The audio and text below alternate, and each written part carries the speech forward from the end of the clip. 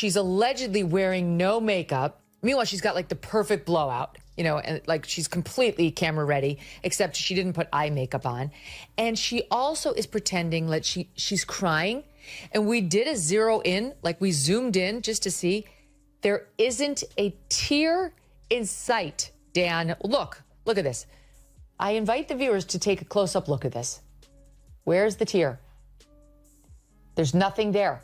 Look, it's an actor's trick.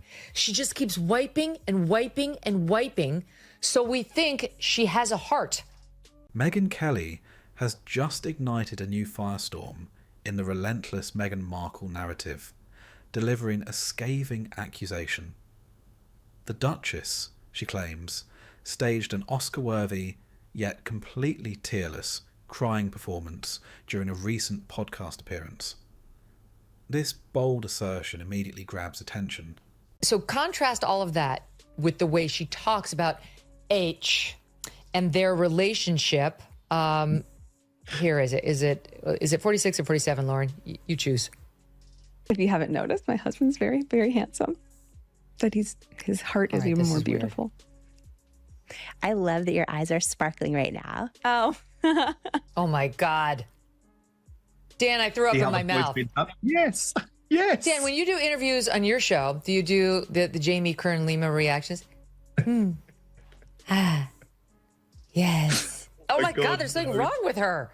What? Wow, who communicates like that? She's the only thing saving Meghan Markle, because between the two, she's even weirder. But Meghan Markle, this is a tell. Okay, this is a tell. It's the same way on Valentine's Day. You see people post like, my rock, my life partner, the person who saved me. Guaranteed that guy is cheating on her and she knows it. Kelly, known for her unvarnished commentary, didn't just make a passing remark. She meticulously dissected the moment, suggesting Markle's display of emotion was nothing more than a shrewdly calculated act. But does this claim hold water? Or is there more to this supposed on-air breakdown? Simultaneously plays the victim. Let me count the ways. There's nothing I like about her. She is a malignant narcissist who cannot get enough of herself while she simultaneously plays the victim. My castle's too small. Yeah. The queen is mean to me. They won't let me call myself Her Royal Highness anymore, but I'm going to put it all over my stationery and on the gifts that I give to my friends, while she never stops whining. And at the same time, and I'm getting all worked up, I'm a founder. I'm over it. She's not important. She married for money. It's very clear. She bagged the elephant. She was thrilled she became a, quote, princess. With her characteristic bluntness, Kelly zoomed in on what she described as a glaring lack of visual evidence. She painted a picture of Markle, ostensibly makeup-free, but with a perfect blowout, repeatedly dabbing at her eyes. Yet, according to Kelly, not a single tear was actually visible. I interviewed her, Dan, when I was at NBC about creating IT cosmetics. And she did have the high, I can't even do it, my voice is too low, but she had the high squeaky voice a little, but she's really leaning in now in her little podcast with Megyn. And she's gone next octave up, and the two of them have the weirdest dynamic. We zoomed in, Kelly declared, urging her audience to scrutinise the footage themselves, asserting there isn't a tear in sight. In Kelly's unsparing assessment, this was a classic actor's trick. A carefully constructed pantomime of sorrow designed purely to elicit sympathy without the authentic messiness of genuine emotional distress. She pulled out all the stops. Here is the intro of the episode. Megyn, Duchess of Sussex, in her first ever podcast interview. It's happening! It's not about the grandeur of a gesture. It's about I see you. I'm nurturing you and I see you so deeply, and I love being able to see your growth. Of all things, it's making me emotional. I have full body chills right now. For them to be able to look back and go, oh my gosh, she has loved us so much. This wasn't merely a casual observation. Kelly framed it as a damning indictment of Markle's overall authenticity. Her assertion is stark. These were not the tears of someone genuinely overcome by feeling, but rather the dry sobs of a performer who knows precisely which emotional buttons to press, part of an entirely staged presentation. And what Kelly implied next suggested this was only scratching the surface. Meghan Markle, as you know, she's launched her little show, whatever, Ever After, and whatever it's called. I don't remember what it's called. With Love. And As Ever. Okay, whatever. That's what I'm calling her show. And it's terrible. It's gotten totally panned. And then she announced, "Oh, I've gotten the second season," which is a lie. And they've already shot all the episodes. So as you guys know, what that means is they shot all these episodes at the same time and intended on 2 seasons from the start, but decided to hold the announcement of season 2 until she started to get panned on season 1 to try to change the narrative to this is a success. Because if this were a true renewal, she would not have shot all the episodes yet. They're not saying we're going to pour more money into this. They already shot everything. But the crucial question arises, why would Meghan Markle, a figure of global recognition, allegedly resort to such overtly theatrical tactics, especially on a platform like a podcast? The answer may lie in the complex dynamics of modern fame. In the high-stakes arena of celebrity, vulnerability is frequently weaponized. It's transformed into a powerful currency, one that can buy public favor, shape narratives, and disarm critics far more effectively than any carefully crafted press release. Someone who's also acting as a founder inspired this scene from the With Love, Megyn, Megyn, Maureen and I, before we did Blonde Origin. And here's a clip from that special production. Where are you getting all these mini brainstorms? I'm so impressed by this. You have to be a founder to really, I guess, understand it fully, but maybe in the next wave of our friendship, I'll try to explain it to you. Hold that tight, please. Okay. This, of course, didn't come out of the ether. I want to play for you the latest bit from her podcast, which is called Confessions of a Female Founder. The only thing she found was a rich, famous husband. If that's what constitutes being a founder, then sure, Meghan Markle's a founder. She found a mansion in Montecito to live in. She found a sit-down interview with Oprah to bash and shank her. If Markle was indeed putting on a performance, the underlying goal was likely to project an image of herself as relatable, deeply human, and perhaps even embattled. Such a portrayal could strategically soften public perception and deflect mounting criticism, a maneuver well understood in the world of public relations. Oh my God, Meghan. She has this really famous thing where she says 1 tap left eye and she can make herself cry on demand. And it's a really good thing to have as an actress. But you're completely right. There were no tears there. And this podcast with Jamie Kern-Lima was absolutely car crash. I mean, this startling accusation of staged tears doesn't stand in isolation. Megyn Kelly, along with a chorus of other critics, points to what they perceive as a broader, more consistent pattern of questionable authenticity surrounding Meghan Markle's public persona. It's all part of the celebrity playbook now. You fake cry, you get the headlines, and suddenly you're untouchable for a bit. It's a performance that blends vulnerability and manipulation, making it tough to tell where the real person ends and the crafted persona begins. Megyn Kelly wasn't just calling out a fake tear, she was exposing the whole act of emotional theater that's become second nature in the world of fame. The public reaction? Oh, it was exactly what you'd expect. The world split into 2 camps faster than you can say tabloid headline. On one side, there were the loyal fans and defenders who insisted those tears were as real as the Queen's corgis. They said it was authentic, emotional vulnerability, and anyone suggesting otherwise was just mean-spirited gossip. On the other side, the skeptics nodded along with Megyn, convinced that this was just another episode in the ongoing saga of media manipulation. Consider the controversy surrounding her podcast's renewal.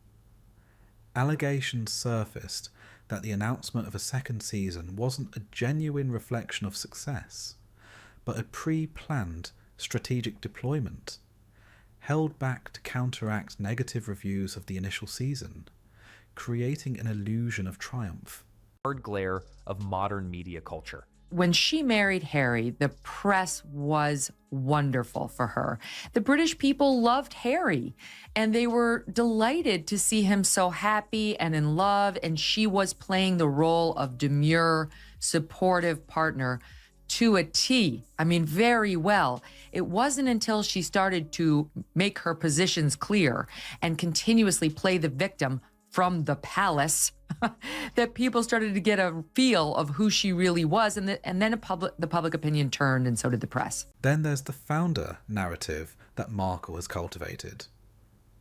Kelly openly scoffs at this, controversially suggesting that Markle's primary founding achievement was securing a rich, famous husband, rather than establishing any truly groundbreaking business venture. These instances, whether fully proven or merely strong perceptions, cumulatively contribute to a compelling narrative of an individual meticulously crafting a public image, an image that, at times, appears to be significantly at odds with underlying facts or previous statements. But the questions about her choices didn't stop there. Also, I'm a little bit fascinated, right? The mother was born in America. The father was born in America, but Meghan is now telling us that she's 43% Nigerian? This is the most ridiculous.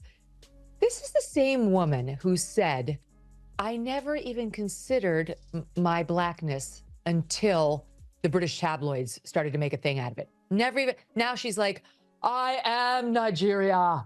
Fellow women, hear me roar. I mean, who is she kidding? She's as white as I am. And she's over there like leaning in. Now I'm the face of the black woman. Perhaps one of the most potent symbols of this alleged disconnect between her projected public image and private actions is the much discussed controversy surrounding Meghan Markle's personal stationery, a detail that sparked considerable debate. On season 1 to try to change the narrative to this is a success, because if this were a true renewal, she would not have shot all the episodes yet. Like, they're not saying we're going to pour more money into this. They already shot everything. Anyway, so there's some podcaster out there who said something about Meghan, like, I'm worried you're going to get backlash the way Blake Lively's gotten backlash. And I guess Meghan decided to write this girl a note, and the podcaster, whose name is Amanda Hirsch, posted the note that Meghan Markle sent her. And you guys are not going to believe. Look at this. Look at the stationery. Can you see that? It's got her weird calligraphy, I'm fancy writing. Look at the signature at the top, the little imprint, the emblem. It's a huge M. Can you see what's on top of it, Link? A crown, a tiara. It's a crown. As highlighted by commentators, a podcaster revealed a note from Markle that was printed on stationery bearing a large, elegant M, conspicuously topped with a crown or a tiara. This small detail sent significant ripples through media circles, as it seemed to directly contradict her and Prince Harry's carefully constructed narrative of stepping away from royal life and its associated trappings. To her detractors, using such overtly royal insignia while concurrently vocalising complaints about the burdens and constraints of that very institution felt like a deliberately calculated move. It was interpreted as an attempt to retain the prestige of royalty without the accompanying responsibilities, a subtle yet powerful assertion of status clashing with the just Meghan persona. Adding yet another intricate layer to the complex tapestry of Meghan Markle's public identity is her recent and widely publicised revelation about her Nigerian heritage, announcing she is 43% Nigerian following a genealogy test. While embracing one's heritage is an undeniably personal journey, this announcement was met with scepticism from some quarters. This scepticism was particularly pronounced when her new emphasis on this heritage was juxtaposed with her previous public statements, such as her claim that she never even considered my blackness until the British tabloids started to make a thing out of it. Critics, including Megyn Kelly, now observe her leaning heavily into this newly highlighted aspect of her identity. Kelly mockingly suggested Markle is now positioning herself as the face of the black woman. This apparent and significant shift has only fueled further intense debate regarding the consistency and perceived authenticity of Markle's self-representation. This entire unfolding saga, encompassing the alleged fake tears, the strategic podcast politics, the symbolically charged crowned stationery, and the nuanced heritage revelations, collectively paints a picture that extends far beyond the actions of a single individual. It taps directly into a larger, more pervasive cultural phenomenon. We are witnessing the increasingly blurred and often indistinguishable lines between genuine authenticity and calculated performance within contemporary celebrity culture. In an era dominated by social media, meticulous personal branding, and relentless public scrutiny, overt emotional displays can, and often do, become highly strategic tools. The public, once perhaps more inclined to accept such displays at face value, is now demonstrably more cynical. Audiences are increasingly dissecting every celebrity glance, every pregnant pause, every suspiciously glistening eye, searching for telltale signs of artifice. It's a modern form of critical consumption. This environment has transformed public life into a high-stakes game, where the perception of authenticity, whether real or fabricated, can make or break a public figure's career and influence. The pressure to appear genuine, even when performing, is immense. So, what definitive conclusions can be drawn from Megyn Kelly's scathing critique and the whirlwind of controversies that continually swirl around Meghan Markle? Kelly's pointed accusations serve as a potent, stark reminder of the deep skepticism that now greets many public displays of emotion emanating from the celebrity sphere.